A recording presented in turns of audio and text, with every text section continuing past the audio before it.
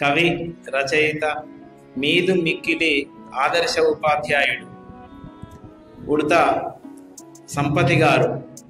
కలం పేరు సంపత్ రాజ్. సంపతి గారు అన్నందుకే సాధారణంగా సంపత్ అని పెడతారు పేరు, కానీ ఆయన పేరు సంపతి. సర్టిఫికెట్లో కూడా సంపతి అని ఉంటుంది. సార్ అక్కడ మా గురువు గారు కూడా అదే అంటున్నారు, సంపత్తి ఆపత్తి.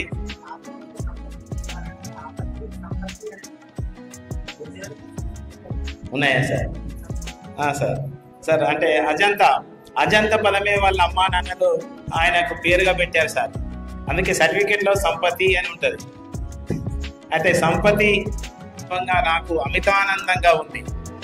నేను గత 2 దశాబ్దాలుగా రాస్తున్న సందర్భంలో బాగా నా రాతను, నా చేతను, నా మాటను వాటిని చూసి నాకంటే ఎక్కువగా ఆనందించిన వారు వేదిక మీద ఉన్నారు. పెద్దలు, బహుభాషావేత్త, 14 భాషలు తెలిసినటువంటి నలిమేల భాస్కర్ గారు.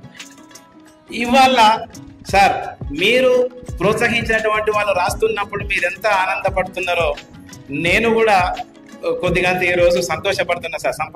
సంపత్ గారు రచనను చూసి. సంపత్ రాజు గారు రాసినటువంటి నేల తల్లి పదాలు, సరాకృతులు పుస్తకావిష్కరణ కార్యక్రమానికి సభాధ్యక్షులుగా వ్యవహరిస్తున్నటువంటి అమోఘమైనటువంటి సంస్కృతాంధ్ర పండితులు నంది శ్రీనివాస్ గారు, ఈ పుస్తకాల ఆవిష్కరణ కార్యక్రమానికి ముఖ్య అతిథిగా విచ్చేసినటువంటి సహృదయులు, సాంస్కృతిక సాహిత్య నేపథ్యాల నుంచి ఉద్భవించినటువంటి ఆ వారసత్వాన్ని అందిపుచ్చుకొని నడుస్తున్నటువంటి గొప్ప వ్యక్తి పెద్దపల్లి జిల్లా అదనపు పాలనాధికారి గారు, అడిషనల్ కలెక్టర్ గారు జీవి శ్యాంప్రసాద్ లాల్ గారు. ఏ ప్రభుత్వాధికారి కూడా సాహిత్య కార్యక్రమాలకి చాలా సమయాన్ని వెచ్చించరు. ఇక్కడ సమయం ఉన్నప్పటికీ కూడా సమయం లేదు అని చెప్పేసి అది వెళ్ళిపోతూ ఉంటారు. కానీ సార్ అట్లా కాదు. కరీంనగర్ జిల్లా కలెక్టర్గా ఉన్నప్పటి నుంచి ఇప్పటికి కూడా చాలా పుస్తకాల కార్యక్రమాలకి తన అమూల్యమైనటువంటి సమయాన్ని వెచ్చిస్తూ వస్తున్నారు వారు. అట్లానే నాలాంటి వాళ్ళను అంటే డక్కా మొక్కిలి తిని వచ్చిన వాళ్ళం మేము. తరతరాలుగా చదువు అందనటువంటి వంశంలో పుట్టిన వాళ్ళం. 1000 సంవత్సరాల చరిత్రలో అక్షరం మమ్మల్ని హక్కున చేర్చుకోలేదు. నా తరానికే అక్షర గంధం అందింది. ఇట్లా అంటే ఒక మట్టిలో నుంచి తరతరాలుగా ఒక అణిచివేతల్లో నుంచి వచ్చినటువంటి వారంతా ఎక్కడికి చేరుకుంటారు అంటే చేరుకోవడం కాదు, తానే తీసుకుంటాడు. తీసుకొని ఎవ్వరి చేయి వదిలిపెట్టాడు. మేము ఎటుపోయినా కానీ నువ్వు కాని తప్పిస్తున్నావు అని చెప్పేసి ముళ్ళుగర్ర బట్టి మమ్మల్ని నడిపిస్తూ ఉంటారు. బహుభాషావేత్త, కేంద్ర సాహిత్య అకాడమీ పురస్కార గ్రహీత డాక్టర్ నలిమేల భాస్కర్ సార్.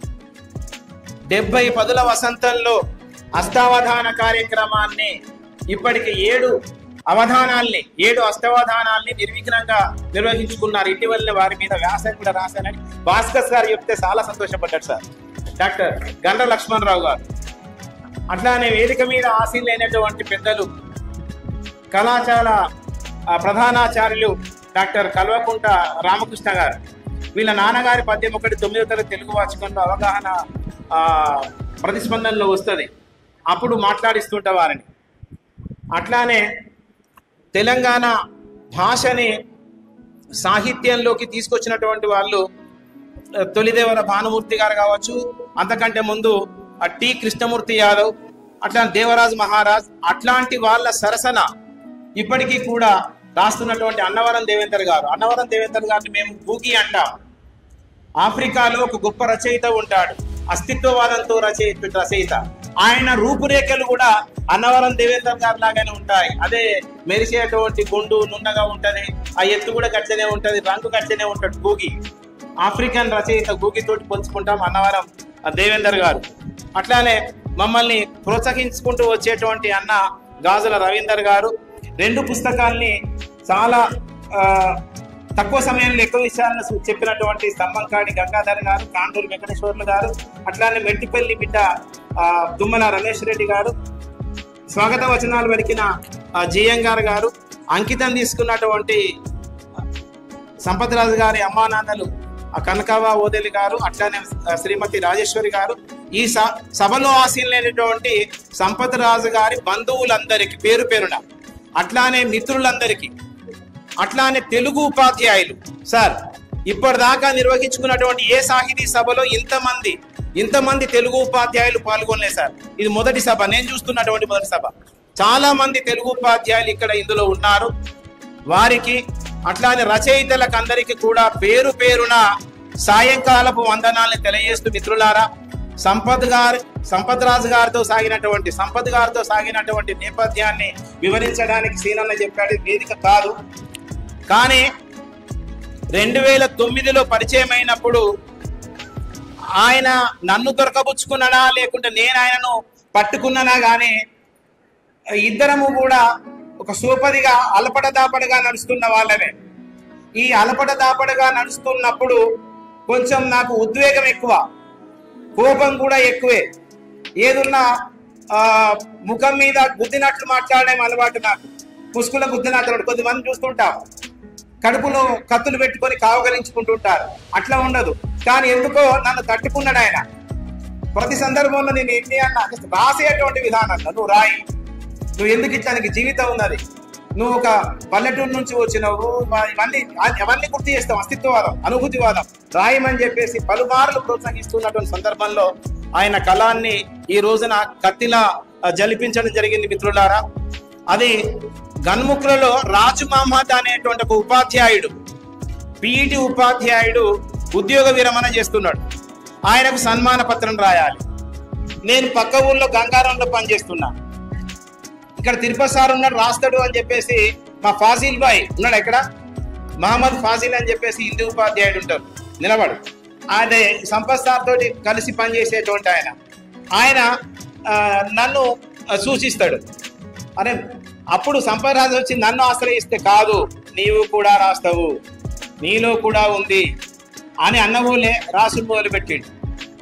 మొత్తం ఆ సన్మాన పత్రం అంతా కూడా ఆయనతోటి రాయించినాం. ఆ రాసేటప్పుడు మళ్ళీ ఏం చేసినాము, పద్యాలు రాయించినాం. నేను పద్యం రాస్తున్నా, వరుస కలుపుకున్నాడు, బావా అనుకుంటాం ఇద్దరం, కృష్ణార్జున్ లెక్కనే. అయితే పద్యం కూడా రాయించినాం సార్. సరే ఇట్లా రాస్తున్న క్రమంలో ఆయన అప్పటికే చాలా సాహిత్యాన్ని చదువుకున్నాడు. కవి అయ్యే ముందు గొప్ప పాఠకుడై ఉండాలి అంటారు నల్మెల భాస్కర్ సార్. పాఠకుడైనటువంటి వాడే రాసి పాఠకుల్ని మెప్పిస్తాడు. ఆయన బాగా సాహిత్యాన్ని చదువరి బాగా చదివేవాడు కాబట్టి అప్పటికి ఆరుద్రను ఆయన ఔపోసన పట్టినట్టు ఉన్నాడు. ఆరుద్ర రాసినటువంటి కూనలమ్మ పదాలు అది ఆంధ్ర ప్రాంతంలో జానపదుల నోళ్లలో నానేది. అది 1930లో వెలికొచ్చినాయి. పల్లెల్లో ఉన్నటువంటి పని పాటలలో ప్రజలు పాడుకునేటువంటి పాటలు అవి. వాటిని 30లో వెలికి తీస్తే తర్వాత కూనలమ్మ పదాలుగా ఆరుద్ర గారు రాస్తారు. ఆ విషయాలన్నీ కూడా పుస్తకంలో పొందుపరిచాం. వాటిని పట్టుకొని, అంటే అవి పాడుకోవడానికి అనువుగా ఉంటాయి, మాత్రా ఛందస్సులో ఉంటాయి. మన వాళ్ళు చెప్పారు, ఇప్పుడు 4 పాదాలలో 10 మాత్రలు ఉంటాయి. మళ్ళీ అవి ఎండి విరుపులు దాదాపుగా 45 విరుపుల్లో వాటిని రాయొచ్చును. అట్లానే పాడుకో, ఏం వగనం జగనం వాడొద్దు అందులో మిత్రులారా, తెలుగు ఉపాధ్యాయులు ఉన్నారు కాబట్టి.